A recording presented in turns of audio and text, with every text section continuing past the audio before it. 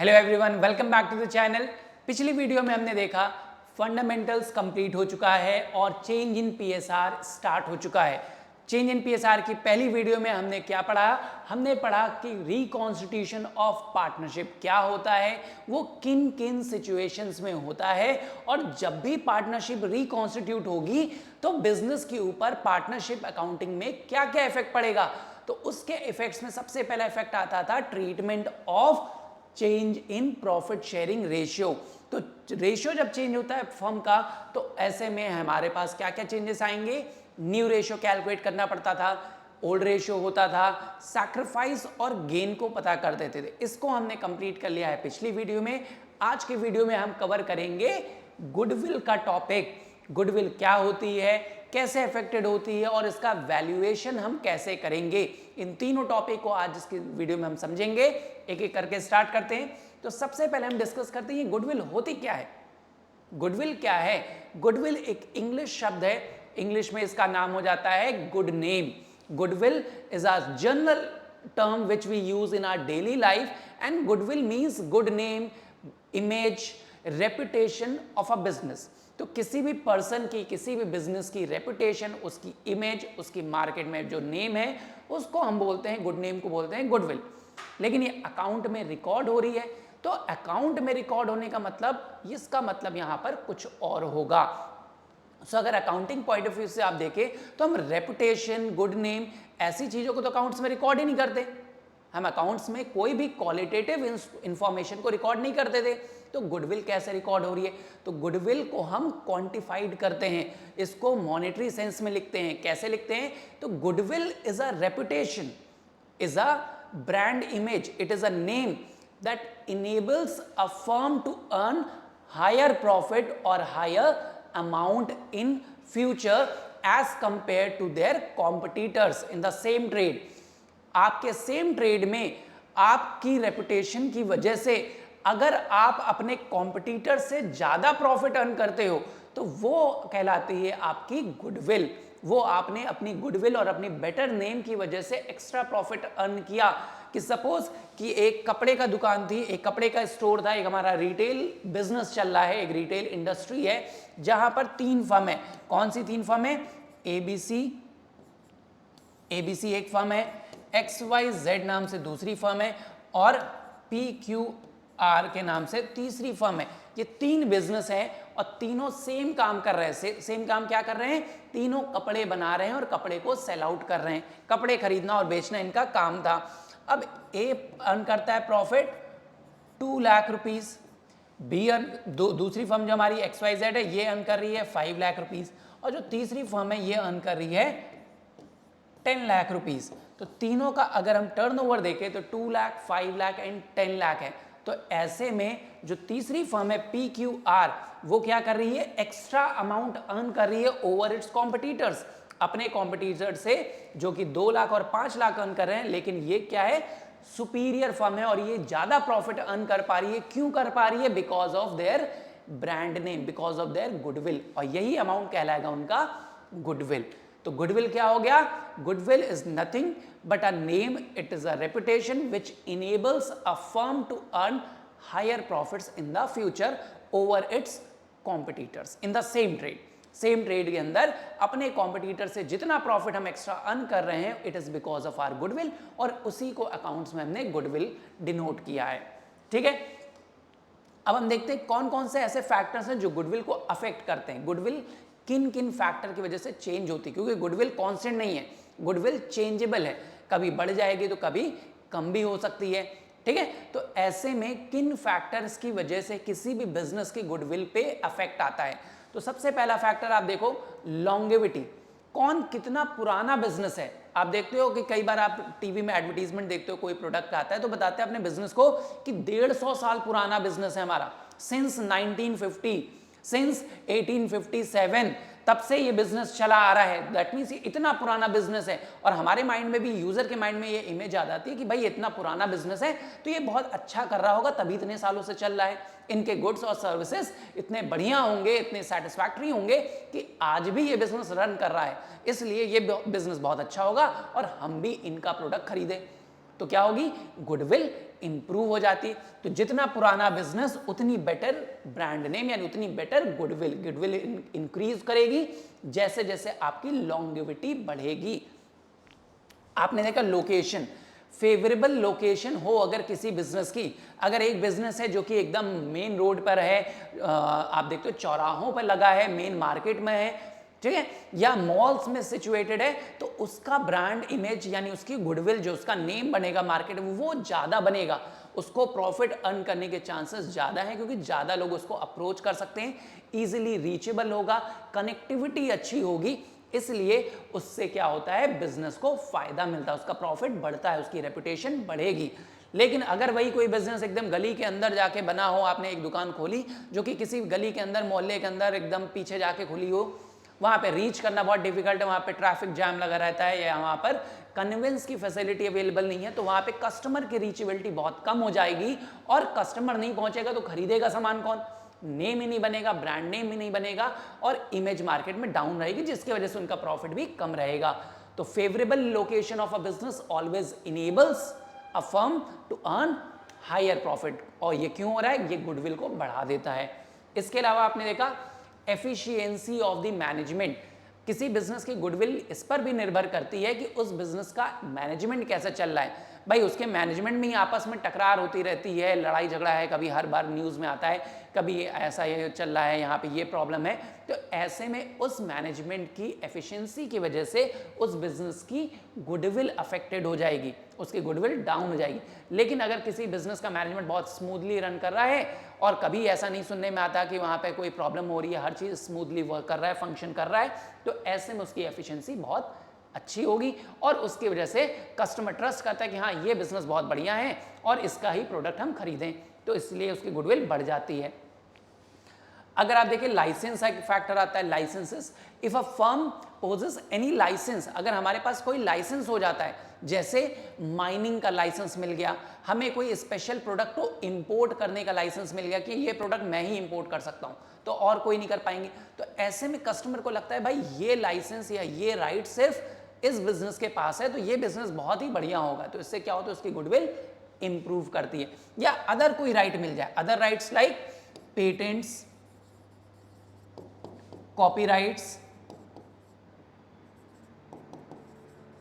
या अदरवाइज कुछ भी मिल जाए, पेटेंट्स मिल जाए, कॉपीराइट या और भी कोई राइट्स मिल जाते हैं अगर बिजनेस को, तो वो बिजनेस के लिए फेवरेबल होते हैं। आज आप ऐड देखते हो ना, कैंट का ऐड आता है, Kent purifier with 16 patented rights, उनके पास 16 पेटेंट राइट है एक ही प्यूरिफायर के लिए, तो that means they have a superior technology, उनका प्रोडक्ट बहुत अच्छा होगा तभी उन्होंने इतने पेटेंट हासिल किए, तो दैट मीन्स कस्टमर को लगता है कहीं ना कहीं वो प्रोडक्ट बहुत बढ़िया है जिसके पास पेटेंट्स हैं, लाइसेंस है या अदर कोई राइट्स अवेलेबल होते हैं। आपने देखा रिस्क फैक्टर, रिस्क कितना होगा, अगर किसी बिजनेस में रिस्क का फैक्टर ज़्यादा है तो उसकी गुडविल उतनी ही कम होने लग जाती है। अगर मेरे को लगता है मेरे बिजनेस में कोई रिस्क ही नहीं है या किसी भी गिवन बिजनेस में रिस्क नहीं है, तो ऐसे में क्या होगा, उस बिजनेस की प्रॉफिटेबिलिटी अच्छी रहेगी, उसमें रिस्क का फैक्टर तो है नहीं, वो लंबे समय तक प्रॉफिट अर्न करता रहेगा, इसलिए उसकी गुडविल अच्छी होगी। और कंपटीशन यहीं से आ जाता है कि भाई अगर बिजनेस में कंपटीशन है, हमें लगता है कि हमारे बिजनेस में कॉम्पिटिटर्स ज़्यादा होते जा रहे हैं, तो वो हमारी गुडविल को अफेक्ट करेगा, बिकॉज कस्टमर फिर कंपेयर करने लग जाता है और अपने सब्स्टिट्यूट पे भरोसा कर देगा। आपके प्रोडक्ट में जरा सा भी डिफेक्ट आया, डिफॉल्ट आया, तो वो क्या करेगा, दूसरे प्रोडक्ट पे स्विच कर सकता है। इसलिए कंपटीशन के होने से जितना हैवी कंपटीशन उतनी गुडविल पे इफेक्ट होगा और वो कम होती रहेगी। कंपटीशन कम होगा, मोनोपोली होगी, तो आपकी गुडविल उतनी ही ज़्यादा होगी। आपने देखा नेचर ऑफ गुड, किस टाइप का गुड आप सेल कर रहे हो मार्केट में, किस टाइप के प्रोडक्ट में आप डील करते हो। अगर आपका प्रोडक्ट डेली वेयर है, जैसे आपने देखा जो कस्टमर डेली कंज्यूमर गुड्स हैं जो कि वो रेगुलर बेसिस पे यूज़ करते हैं और वो सोसाइटी में ऐसा नहीं है कि जिनकी रेपुटेशन बहुत ख़राब हो, जैसे कॉस्मेटिक्स हो गया, आपके एसेसरीज हो गए, टेक्सटाइल का हो गया एसेसरीज, कार एसेसरीज हो गए, या कोई भी ऐसा प्रोडक्ट, ऐसे प्रोडक्ट में डील करने से आपकी रेपुटेशन अच्छी होगी। इंस्टेड कि अगर आपने टोबैको, अल्कोहल या ऐसे कोई प्रोडक्ट को प्रोड्यूस कर रहे हो या डील कर रहे हो जिससे आपकी रेपुटेशन को अफेक्ट पड़ेगा, जैसे मिस्टर माल्या थे हमारे, किंगफिशर के नाम से उनको जाना जाता था, तो वो किंगफिशर आप जानते हैं किस प्रोडक्ट के लिए फेमस थी, तो उस चीज़ के लिए उनका नाम एक आप कह सकते हो नाम तो था, लेकिन वो गुड नेम नहीं था, तो वो उनकी गुडविल को हैम्पर करता था। तो इसी तरह आपने देखा एक ट्रेंड आता है प्रॉफिट का ट्रेंड। अगर किसी बिजनेस में आप देखते हो कि लगातार उसका प्रॉफिट इंक्रीज होता जा रहा है, जैसे आप देखोगे तो एप्पल कंपनी का इंडिया में प्रॉफिट लगातार इंप्रूव हो रहा है, every year they are selling more and more products. तो ऐसे में हमें लगता है कि this company is very better, इनका मैनेजमेंट बहुत अच्छा है, इनका गुडविल बहुत अच्छा है, इसी वजह से ये प्रॉफिट कमा रही हैं और अब फ्यूचर में भी कमाते रहते हैं। तो अगर प्रॉफिट का ट्रेंड अच्छा है, इंक्रीजिंग है, अपवर्ड ट्रेंड है, हर साल प्रॉफिट इंप्रूव हो रहा है, तो दैट मीन्स आपकी गुडविल अफेक्टेड होगी और आपका रेपुटेशन और बढ़ेगा मार्केट में और आपका गुडविल इंक्रीज होगा। इससे क्या होगा, आप प्रॉफिट अर्न कर पाओगे। तो ये बहुत सारे फैक्टर्स, इसके अलावा भी बहुत सारे फैक्टर्स हैं, we have discussed only few factors here. तो ये जो इंपॉर्टेंट फैक्टर्स हैं जो कि किसी भी बिजनेस की गुडविल को अफेक्ट करते हैं कि गुडविल अच्छी होगी या डाउन होती जाएगी। गुडविल बढ़ती है तो अच्छी बात है, घट जाती है तो उसको इंप्रूव करना जरूरी है। ठीक है, तो हमने ये देखा कि कौन कौन से फैक्टर थे जो कि गुडविल को अफेक्ट करते हैं।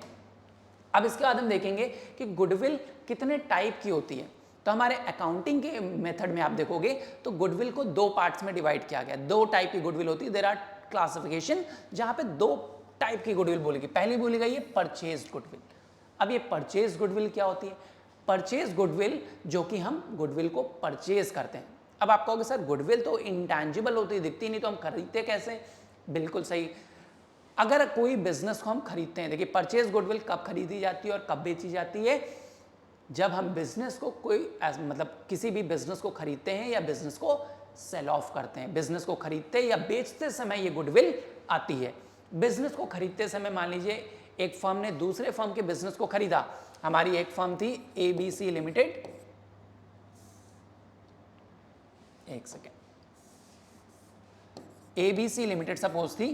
तो एबीसी फर्म ने किसको खरीद लिया? इन्होंने एक्वायर किया XYZ को, XYZ लिमिटेड को एक्वायर कर लिया, उन्होंने उसको खरीद लिया। तो इनके जितने भी एसेट्स थे, एसेट्स खरीदे, इनके जितनी भी लाइबिलिटीज थी वो एक्वायर की, इसको बोलते हैं एसेट्स माइनस लाइबिलिटी। तो क्या हो गया? Net assets. तो जितने भी नेट एसेट्स एक्वायर किए उसके बाद इसके बदले में उनको कुछ पैसे दिए होंगे। तो एसेट को एक्वायर करने के बाद जितना ज्यादा पैसा हम पे करते हैं, मान लीजिए इनके टोटल एसेट्स थे 10 लाख रुपए के, लाइबिलिटीज थी 2 लाख रुपए की, तो आपका नेट एसेट था कितना? 8 लाख। अब इस 8 लाख के लिए आपने जो पेमेंट किया, एबीसी लिमिटेड ने XYZ को कितना पेमेंट किया? मान लीजिए यहां पर उन्होंने 10 लाख रुपए पे किए। तो जो 2 लाख रुपए एक्स्ट्रा आप पे करो ना, इसको बोलते हैं purchase consideration. Purchase consideration, purchase consideration क्या होता है? Amount paid for purchasing a business. किसी भी बिजनेस को परचेज करने के लिए जब एक फर्म दूसरे को पेमेंट करती है, that is called purchase consideration. अगर आपका परचेज कंसिडरेशन नेट एसेट से ज्यादा है, जैसे इस केस में देखिए नेट एसेट है 8 लाख रुपए के, लेकिन आपने जो परचेज कंसिडरेशन पे किया वो कितना पे किया है? 10 लाख रुपीस। तो 10 लाख और माइनस 8 लाख आप करोगे तो 2 लाख रुपए आप ज्यादा पे कर रहे हो, और वो 2 लाख रुपए जो इसका नेट बैलेंस निकलेगा वो क्या कहलाएगा? It is purchased goodwill. तो परचेज गुडविल क्या होती है? जितना पैसा फर्म एक्स्ट्रा पे करती है टू द बिजनेस जिसको एक्वायर कर रहे हैं, क्यों पे करती है? उनकी रेपुटेशन, उनकी गुडविल की वजह से। तो हमने क्या किया? उनकी एसेट को खरीदा और 2 लाख रुपए पे करके उनकी गुडविल को भी खरीदा। तो जो 2 लाख रुपए एक्स्ट्रा पे कर रहे हो ये कहलाती है परचेज्ड गुडविल। ठीक है, और अकाउंट्स में हम इसी गुडविल को रिकॉर्ड करते हैं। हम अकाउंट्स में परचेज गुडविल को ही शो करते हैं। कब खरीदी जाएगी? जब बिजनेस को बेचा जा रहा हो या बिजनेस खरीदा जा रहा हो। इसमें 2 एक्सेप्शंस आते हैं, जैसे एडमिशन और रिटायरमेंट के टाइम पर भी हम गुडविल कैलकुलेट करते हैं। अदरवाइज बिजनेस जब बेचा जाएगा या खरीदते हैं हम किसी बिजनेस को, तब हम गुडविल का वैल्यूएशन करते हैं। ठीक है, एक आती है हमारी दूसरी सेल्फ जनरेटेड गुडविल, या इसको इनहेरेंट गुडविल भी बोलते हैं। तो सेल्फ जनरेटेड या इनहेरेंट गुडविल क्या है? जो अपने आप ही वैल्यू हम कर लेते हैं। हमने इसमें तो खरीदा, हमें पता चला कि 2 लाख का गुडविल खरीदा, लेकिन ऐसे में हम खुद ही अपने बिजनेस की वैल्यूएशन लगा लेते हैं और कहते हैं कि मेरी गुडविल की वैल्यू 3 लाख रुपए, मेरे फर्म की गुडविल की वैल्यू 4 लाख रुपए, अपने आप हमने बोल दिया। सेल्फ इमेजिन किया और सेल्फ कैलकुलेट किया। अब अपनी गुडविल को मैं खुद तो कैलकुलेट कर लूँ, कैसे मान लूँ कितने रुपए की, तो इसका वैल्यूएशन बहुत ही डिफिकल्ट होता है। और इस गुडविल को वैल्यूएशन के लिए, एक्वायर करने के लिए हमने कोई पैसे भी नहीं पे किए। यहाँ तो हमने 2 लाख रुपए पे किए, परचेज कंसिडरेशन दिया ना मैंने, तो 2 लाख रुपए जो पे किए इसलिए अकाउंट्स में दिखाते हैं कि हमने पैसे पे किए। लेकिन सेल्फ जनरेटेड गुडविल के लिए हमने कोई पैसे तो पे नहीं किए, हम खुद ही मान लेते हैं कि मेरे फर्म की गुडविल क्या है, 3 लाख रुपए है। कैसे किया, मैंने अज्यूम कर लिया भाई, सेल्फ जनरेट किया कि मेरी रेपुटेशन इतने रुपए की है, मैं इतना प्रॉफिट कमाता रहूंगा। तो ये क्या है, सेल्फ जनरेटेड है और इसको हम कहीं भी अकाउंट्स में शो नहीं करते, इसीलिए मना किया गया है। कब मना किया गया, कहां मना किया है, तो आप याद रखिएगा अकाउंटिंग स्टैंडर्ड 26 में। अकाउंटिंग स्टैंडर्ड 26 किस चीज के लिए था, इंटैंजिबल एसेट।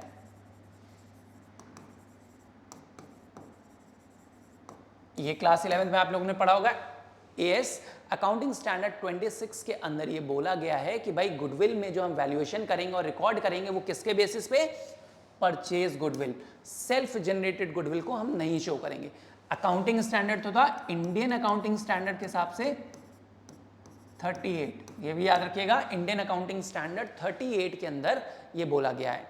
अकाउंटिंग स्टैंडर्ड आया तो 26, Indian accounting standard 38।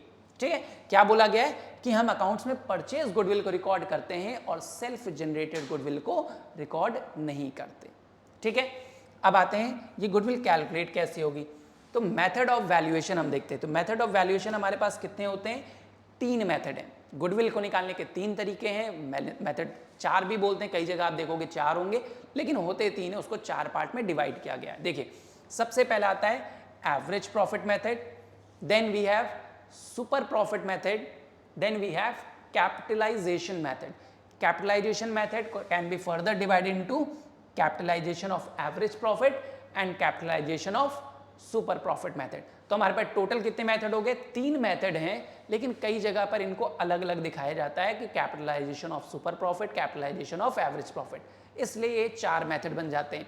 Otherwise goodwill को निकालने के हमारे पास 3 तरीके हैं। अब इन तीनों तरीकों को एक एक करके हम डिस्कस करते हैं। देखिए, सबसे पहले हम आएंगे average profit method. Average profit method of calculating goodwill है क्या, कैसे निकालते हैं। तो एवरेज प्रॉफिट आपको पहले समझना है ये होता क्या है। एवरेज प्रॉफिट मतलब पिछले 4 साल, पिछले 5 साल का एक एवरेज परफॉर्मेंस हम जज करते हैं कि हमारी फर्म जो है पिछले 4-5 साल से इतना प्रॉफिट अर्न कर रही है।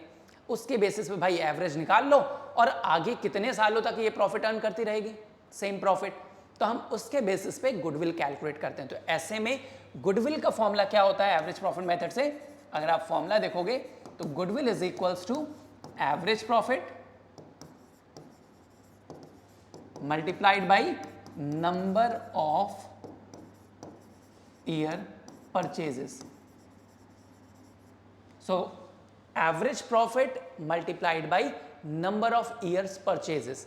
अब ये एवरेज प्रॉफिट कैसे निकलेगा, एवरेज प्रॉफिट का मतलब अभी बताया कि पिछले 4-5 साल का जैसा भी आपको बिजनेस डिसाइड करता है, अगर बिजनेस ने डिसाइड किया है कि पिछले 4 साल के प्रॉफिट का एवरेज निकाल लेंगे और नंबर ऑफ ईयर परचेज से मल्टीप्लाई कर दीजिए, मतलब कि यही प्रॉफिट हम अगले कितने सालों तक अर्न कर सकते हैं विद द सेम रेपुटेशन, तो वो हमारी गुडविल हो जाती है। तो क्या है एवरेज प्रॉफिट, आप कैसे निकालोगे एवरेज प्रॉफिट को, अगर आपको निकालना हो, क्वेश्चन में ना दिया हो, तो उसका फॉर्मूला क्या हो जाएगा, sum total of profits and divided by total number of years. इस फॉर्मूले से आपका एवरेज आ जाता है कि भाई पिछले 4 साल का अगर एवरेज निकालना है तो पिछले 4 साल के प्रॉफिट्स या लॉसेस का टोटल कर लीजिए और डिवाइड कर दीजिए 4 से, तो क्या आ जाएगा average profit. Number of years purchase आपको हमेशा दिया होगा, 1 year, 2 years purchase, 3 years purchase, या इसकी जगह आपको दे सकते हैं ट्वाइस या थ्राइस, इस टाइप से भी आ सकता है। Twice the average profit of last 4 years या थ्राइस द एवरेज प्रॉफिट, तो पिछले 2 साल के प्रॉफिट का या जो जितना भी आपको एवरेज बोला गया होगा। तो average profit multiplied by number of year purchase हमको दे देता है goodwill by which method, average profit method. Average profit method हमें क्या कहता है कि गुडविल निकालने के लिए आप एवरेज प्रॉफिट निकाल लो और उसको नंबर ऑफ ईयर परचेज से मल्टीप्लाई कर दीजिए। नंबर ऑफ ईयर परचेज आपको हमेशा क्वेश्चन में मेंशन होगा, नहीं मेंशन है तो आप उसकी वैल्यू 1 मान लेंगे, 100% मान लेते हैं कि जितना पिछले 4-5 साल से प्रॉफिट आ रहा था हमें, उसके बेसिस पे हम आगे कितने सालों तक और सेम प्रॉफिट अर्न करेंगे उसको मल्टीप्लाई कर दीजिए, आपके पास गुडविल आ जाएगी विथ फर्स्ट मेथड। ठीक है, अब आते हैं second method, super profit. Super profit पहले तो समझिए होता क्या है। सुपर प्रॉफिट का मतलब होता है कि फर्म जो एक्चुअल प्रॉफिट अर्न कर रही है, उसका जो एक्चुअल एवरेज प्रॉफिट है वो नॉर्मल प्रॉफिट से कितना ज्यादा है, नॉर्मल प्रॉफिट से कितना एक्स्ट्रा प्रॉफिट का नहीं। नॉर्मल प्रॉफिट क्या होता है भाई, जितना मिनिमम एक्सपेक्टेड प्रॉफिट है और जो हर कोई अपने कंपटीशन में अर्न कर रहा है, जो बाकी हमारी राइवल फर्म्स हैं इन द सेम ट्रेड, वो सब कितना प्रॉफिट अर्न कर रही हैं, उनसे हमारा प्रॉफिट कितना ज़्यादा हो जाता है कि अगर हमारे कंपटीशन में एक फर्म है उसका प्रॉफिट 5 लाख हो रहा है, दूसरी फर्म का भी प्रॉफिट 4.5 लाख 5 लाख ऐसा ही हो रहा है, लेकिन मेरा प्रॉफिट 7 लाख रुपए हो रहा है, तो मैं कम से कम उन लोग से 2 लाख रुपए एक्स्ट्रा कमाता हूं। तो ये 2 लाख रुपए जो एक्स्ट्रा है ये क्या है, हमारा सुपर प्रॉफिट है। तो सुपर प्रॉफिट मेथड से अगर हम गुडविल निकालें तो कैसे निकलेगी, तो इसमें भी हम फॉर्मूला अगर देखें, एक सेकेंड, तो फॉर्मूला क्या होता है, goodwill is equals to super profit multiplied by number of years purchases. Same वही फॉर्मूला है जो हमने एवरेज प्रॉफिट में पढ़ा, वहां पर एवरेज प्रॉफिट था तो एवरेज प्रॉफिट से मल्टीप्लाई कर दीजिए नंबर ऑफ ईयर परचेजेस को। सुपर प्रॉफिट मेथड से आप पढ़ोगे तो सुपर प्रॉफिट से मल्टीप्लाई कर दीजिए नंबर ऑफ ईयर परचेजेस को। अभी आपको अभी ये समझना है कि भाई सुपर प्रॉफिट आता कैसे है, तो अभी बताया सुपर प्रॉफिट का मतलब है excess of average profit over normal profit, कि भाई एवरेज प्रॉफिट आपको जो है वो नॉर्मल प्रॉफिट से कितना ज्यादा है, वो कहलाएगा आपका सुपर प्रॉफिट। तो average profit minus normal profit. Average profit आपको समझ में आ गया कैसे निकालते हैं, पिछले उस स्लाइड में हमने देखा एवरेज प्रॉफिट कैसे निकालते हैं, sum total of profit divide by total number of years. लेकिन अब अगर नॉर्मल प्रॉफिट एग्जाम में ना हो या क्वेश्चन में ना हो तो आप कैसे करोगे, तो नॉर्मल प्रॉफिट का मतलब अभी आपको बताया कि नॉर्मल प्रॉफिट क्या होता है कि जितना मिनिमम एक्सपेक्टेड प्रॉफिट होता है, हमने एज अ बिजनेस कुछ पैसे लगाया होगा, उसका कुछ मिनिमम एक्सपेक्टेशन होगा कि भाई मैं इतना प्रॉफिट अर्न कर पाऊंगा या इतना करना चाहिए, या नॉर्मली मार्केट में जितने भी कॉम्पिटिटर्स हैं हमारे सेम ट्रेड में वो कितना प्रॉफिट अर्न कर रहे हैं, दैट इज नॉर्मल। तो अगर ये ना दिया हो तो हम इसको कैसे निकालेंगे, नॉर्मल प्रॉफिट कैसे निकलेगा फिर, तो नॉर्मल प्रॉफिट निकालने के लिए कैपिटल एम्प्लॉयड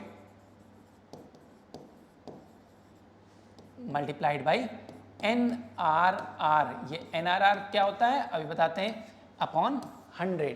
तो कैपिटल एम्प्लॉयड की जगह कैपिटल इन्वेस्टेड भी हो सकता है कि आपने कितना पैसा इन्वेस्ट किया, multiply it by NRR। NRR क्या होता है यहाँ पे, नेट रन रेट नहीं होता, ये क्रिकेट नहीं चल रहा है, तो ये होता है नॉर्मल रेट ऑफ रिटर्न। एक सेकेंड,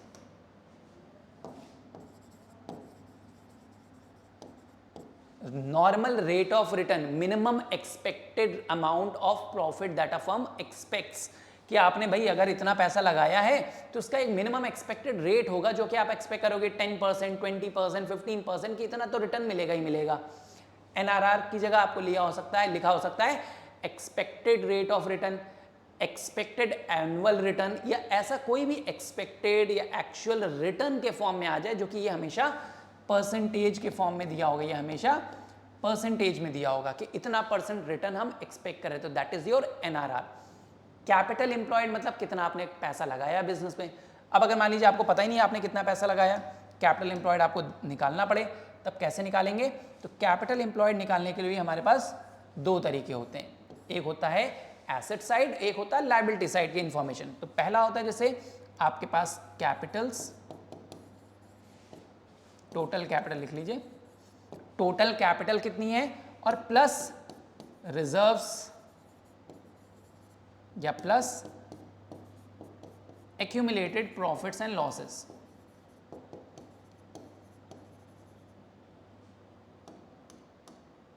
एक्यूमुलेटेड प्रॉफिट कर लीजिए, लॉसेस होगा तो माइनस हो जाएगा। तो पहला तरीका तो होता है भाई कि अगर आपको कैपिटल दी हो तो जो पार्टनर्स की कैपिटल है उसमें अगर कोई रिजर्व्स हैं, कोई प्रॉफिट्स हैं, उनको ऐड कर लीजिए तो टोटल कैपिटल मिल जाएगी कितनी आपने लगाई थी, पार्टनर्स ने कितना पैसा इन्वेस्ट किया था। नहीं तो फिर दूसरा तरीका है आपके पास, टोटल एसेट्स, जितनी भी टोटल एसेट्स हैं उनमें से माइनस कर दीजिए आउटसाइड, आउटसाइड की जगह आप एक्सटर्नल भी लिख सकते हैं, एक्सटर्नल लायबिलिटीज। तो total assets minus external liabilities, इसको करने से भी आपको वही अमाउंट मिलेगा जो पहले मेथड से मिलता। तो इधर ये मेथड ऑप्ट कर लीजिए या ये मेथड, जैसी इंफॉर्मेशन होगी उस तरीके से आप कैपिटल एम्प्लॉयड निकालते हो कि कितना पैसा लगाया गया। पर्पस वही है, कैपिटल एम्प्लॉयड का मतलब होता है internal capital of the firm, internal liability. आपने टोटल एसेट्स में से एक्सटर्नल लायबिलिटी माइनस की तो बचेगी क्या, इंटरनल लायबिलिटी। और अगर in capital plus reserves plus profits क्या, ये भी आपकी इंटरनल लायबिलिटीज ही होती हैं। तो इस तरीके से आप निकालोगे क्या, goodwill by super profit method. क्या होता है एक बार फिर से रिकॉल करिए, देखिए गुडविल को जब निकालते हैं सुपर प्रॉफिट मेथड से तो super profit multiplied by number of year purchase चाहिए आपको फॉर्मूला। सुपर प्रॉफिट कैसे निकलता है, average profit minus normal profit की एवरेज कितना ज्यादा है नॉर्मल से। अब एवरेज तो आपको समझ में आ गया था पिछले फॉर्मूले में कि टोटल प्रॉफिट जितना भी है उसको डिवाइड कर दीजिए नंबर ऑफ ईयर परचेज से, माइनस कर दीजिए नॉर्मल प्रॉफिट। अब नॉर्मल प्रॉफिट अगर ना दिया हो तो नॉर्मल प्रॉफिट मतलब आपने फर्म ने जितना भी पैसा लगाया था, कितनी कैपिटल लगाई थी, उस पर मिनिमम कितना एक्सपेक्ट किया था रेट रिटर्न का। तो कैपिटल जितनी भी लगाई मल्टीप्लाइड बाई जो रेट ऑफ रिटर्न एक्सपेक्ट किया था उससे मल्टीप्लाई कर दीजिए तो आपको नॉर्मल प्रॉफिट आ जाएगा। नॉर्मल आ जाए तो आप माइनस कर दीजिए एवरेज से, सुपर निकल जाएगा और सुपर प्रॉफिट से आप मल्टीप्लाई कर दीजिए नंबर ऑफ ईयर परचेजेस से। ये आपको क्वेश्चन में गिवन होगा। ठीक है, तो सेकंड मेथड समझ में आया। अब हम आते हैं तीसरे मेथड पे, कैपिटलाइजेशन मेथड। तो कैपिटलाइजेशन में हम क्या करते हैं भाई, अभी तक हमने देखा कि प्रॉफिट कितना है, पहले दो मेथड में आपने देखा कि एवरेज प्रॉफिट के बेसिस पे गुडविल कितनी होगी या सुपर प्रॉफिट के हम कितना एक्स्ट्रा प्रॉफिट अर्न कर रहे हैं उसके अकॉर्डिंग हमारी गुडविल फर्म में कितनी होगी। लेकिन अब कहते हैं कैपिटलाइज कर दीजिए। कैपिटलाइज कर दीजिए मतलब एवरेज प्रॉफिट को अर्न करने के लिए कितनी कैपिटल की रिक्वायरमेंट है या सुपर प्रॉफिट को अर्न करने के लिए कितनी कैपिटल की रिक्वायरमेंट है, उसके बेसिस पे हम देखेंगे कि हमारी गुडविल कितनी होगी। ठीक है, तो जब हम कैपिटलाइजेशन ऑफ एवरेज प्रॉफिट पढ़ते हैं तो यहां पर हमारे गुडविल का फॉर्मूला क्या हो जाता है, देखिए तो यहां पर गुडविल हो जाती है, फॉर्मूला आप ध्यान से रखिएगा याद, capitalized value of average profit, capitalized value of average profit minus capital employed. तो capitalized value of average profit minus capital employed अगर आप कर दोगे तो गुडविल आ जाएगी। अब फिर से वही क्वेश्चन कि भाई capitalised value of average profit क्या है, capitalised value of average profit का मतलब हो जाता है क्या, दूसरा कलर ले लेते हैं हम, so capitalized value of average profit, ये क्या है। तो capitalized value of average profit का मतलब कि भाई एवरेज प्रॉफिट जो हम अर्न कर रहे हैं उस एवरेज प्रॉफिट को अर्न करने के लिए कितनी कैपिटल की रिक्वायरमेंट है। जिसकी फॉर्मूला क्या हो जाएगा भाई, आपने कितना एवरेज प्रॉफिट अर्न किया, मल्टीप्लाई कर दीजिए इसको 100 से और जितना एक्सपेक्टेड रेट ऑफ रिटर्न था आपका NRR उससे डिवाइड कर दीजिए तो आपके पास आ जाएगी कि कैपिटल मतलब कितनी कैपिटलाइज वैल्यू रिक्वायर्ड थी आपको। ठीक है, माइनस कर देंगे उसमें से कैपिटल एम्प्लॉयड। तो कैपिटल एम्प्लॉयड अभी आपको बताया पिछले स्लाइड में कि कैपिटल एम्प्लॉयड को निकालने के लिए दो तरीके होते हैं, या फिर आप टोटल एसेट्स में से लायबिलिटीज आउटसाइड वाली माइनस कर दीजिए या आप जो कैपिटल है उसमें रिजर्व्स या प्रॉफिट्स को ऐड कर दीजिए। तो इतना करने के बाद आपके पास क्या आ जाएगा, कैपिटल एम्प्लॉयड। तो कैपिटलाइज्ड वैल्यू आप निकालोगे कैसे, average profit into 100 upon NRR जो एक्सपेक्टेड रेट ऑफ रिटर्न है, इससे आपको मिल जाएगा कि आपकी कैपिटलाइज्ड वैल्यू कितनी है एवरेज प्रॉफिट की, यानी एवरेज प्रॉफिट को अर्न करने के लिए कितना कैपिटल एम्प्लॉयड रिक्वायर्ड था और आपका एक्चुअल कैपिटल एम्प्लॉयड कितना है। तो आपका जितना भी एक्स्ट्रा कैपिटल आएगा कि आपने इस एवरेज प्रॉफिट अर्न करने के लिए कितनी एक्स्ट्रा कैपिटल जनरेट की, माइनस कर दीजिए जो एक्चुअल कैपिटल लगाई, तो जो एक्स्ट्रा कैपिटल बचेगी वो आपकी क्या हो जाएगी, गुडविल। ठीक है, अब हम आते हैं capitalisation of super profit method से। तो capitalisation of super profit method भी यही कहता है कि भाई सुपर प्रॉफिट को अर्न करने के लिए हमें कितनी एक्स्ट्रा कैपिटल की रिक्वायरमेंट पड़ी, वही हमारी गुडविल है। तो इस मेथड से आप देखोगे तो फॉर्मूला आपका क्या हो जाएगा, गुडविल का फॉर्मूला देखिए capitalization of super profit method से, super profit multiplied by 100 upon NRR, जो अभी आपने मिनिमम एक्सपेक्टेड रेट डिसाइड किया।